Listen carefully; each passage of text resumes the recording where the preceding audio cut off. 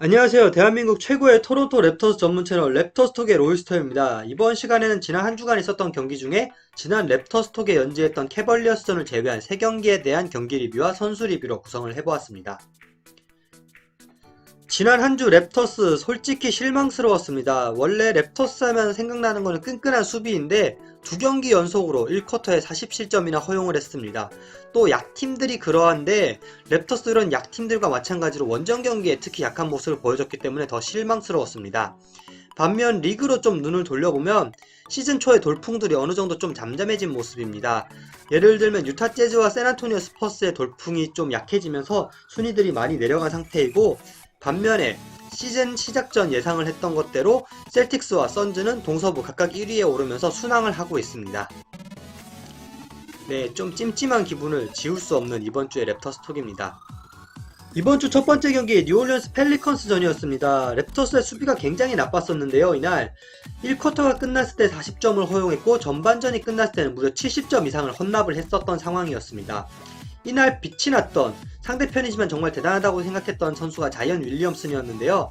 물론 대부분의 슈팅이 덩크인 거를 감안을 해야겠지만 1쿼터에 모든 야투를 성공시키는 데 이어 토탈 스탯을 보더라도 야투 성공률이 무려 80%에 달했고 33득점 10리바운드 그리고 수비에서도 4스틸이나 기록을 했습니다. 진짜 육중한 몸으로 밀어붙이는데 답이 안 나오더라고요. 하지만 랩터스 이렇게 무기력한 패배를 하는 동안에도 게리 트렌트 주니어가 부활하는 그런 수확을 얻을 수 있었습니다. 35득점이나 해주면서 랩터스가 일방적으로 밀리는 순간 속에서도 자기 몫을 다해줬던 게트주였습니다. 하지만 팀의 캡틴 프레드 밴블릿 커리어 처음으로 테크니컬 파울 누적으로 퇴장을 당했습니다. 그리고 닉 널스 감독 역시 테크니컬 파울을 받았는데요.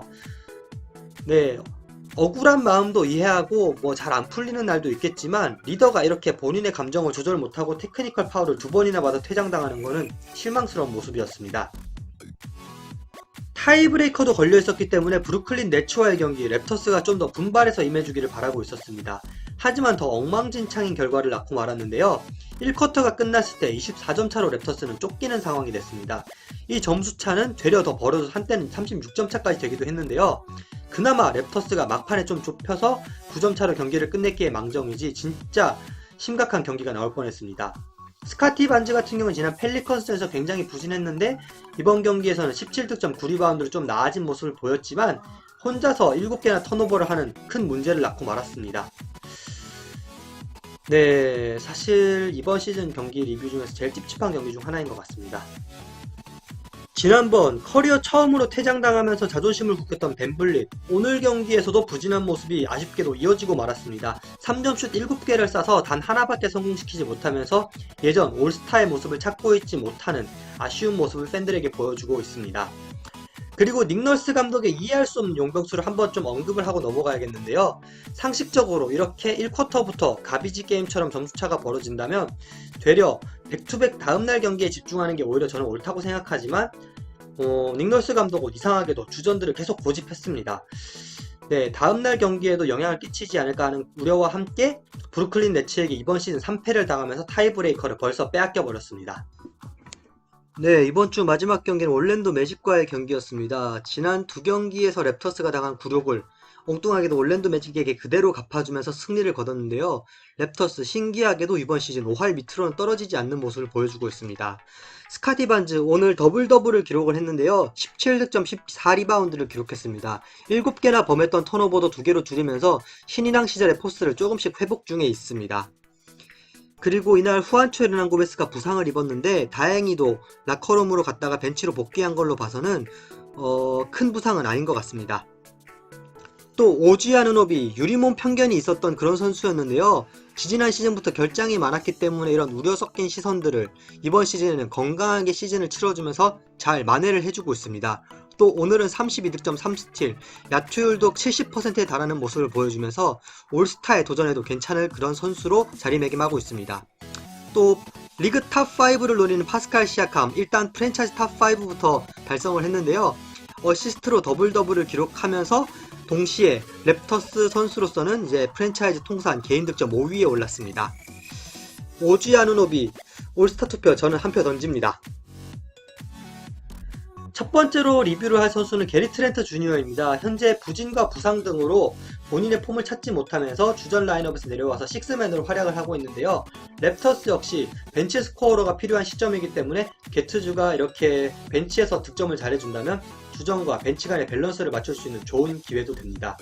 하지만 결국 식스맨으로는 이제 본인 게리 트렌트 주니어가 원하는 대박 계약을 이끌어내기엔 좀 무리가 있기 때문에 결국에는 팀을 위해서도 본인을 위해서도 다시 한번 주전 라인업에 들어올 필요가 있습니다.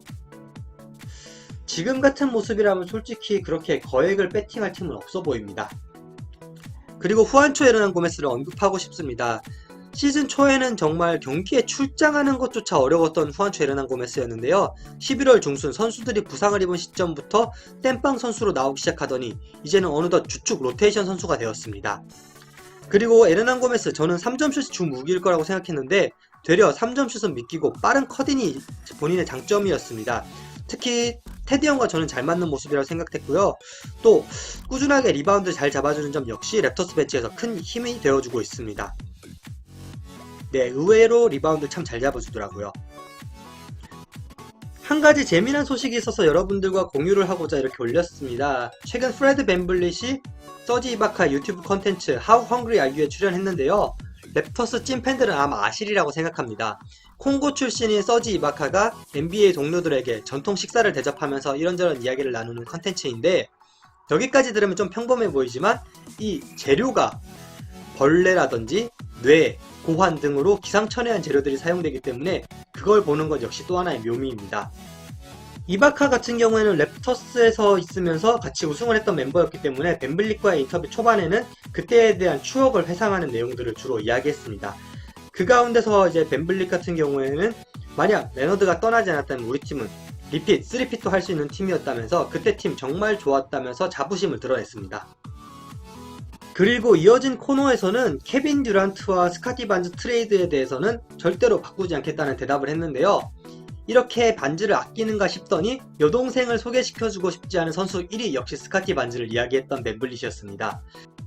이 컨텐츠와는 별개로 저는 이바카가 다시 랩터스에 와주면 좋겠다라는 생각이 들었는데요. 이바카는 랩터스를 떠나고 클리퍼스, 벅스로 가면서 점점 기량이 떨어지면서 현재는 로테이션에서 약간 제외된 모습을 보여주고 있는데요.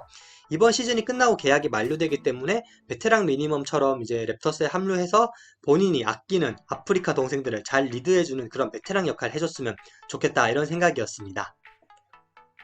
제가 아까 이야기했던 벌레차 마시기가 무엇이냐, 약간 우리나라 술게임이랑 비슷한 건데요. 서지 이바카가 곤란한 질문을 던졌을 때 이바카의 질문에 대답을 못하면 밴블릿이 한 잔 마시고, 반대로 밴블릿이 대답을 잘하면 이바카가 한 잔 마시는 그런 형태입니다. 랩터스 톡이니만큼 오랜만에 카카오톡 형식으로 재구성해보았습니다. 첫 번째 질문, 카와이 레너드 대 더마드로잔, 랩터스 고트는 누구? 1초도 망설이지 않고 밴블릿은 더마드로잔을 택했습니다. 한 잔 마십니다. 두 번째 질문, 떠났을 때 더 슬펐던 선수는? 1초도 망설이지 않고 역시 카일 라우리를 선택했습니다. 이바카는 이로써 두 잔을 마시는데요. 질문이 너무 쉽다고 불평도 했습니다. 세 번째 질문, 여동생이 있다면 가장 소개시켜주고 싶지 않은 선수는? 이 않은에 주목을 하면서 밴블릿은 스카티 반즈를 꼽았는데요. 너무 어리다는 것이 그 이유였습니다. 네, 이견의 여지가 없죠. 세 잔째 마신 이바카였습니다. 이때부터 이제 이바카의 반격이 시작되는데요. 네 번째 질문 좀 날카로웠습니다. 케빈 듀란트와 스카티 반즈 트레이드 어떻게 할 거냐 라는 질문에 좀 고민하다가 바꾸지 않겠다고 대답했던 밴블릿이었습니다.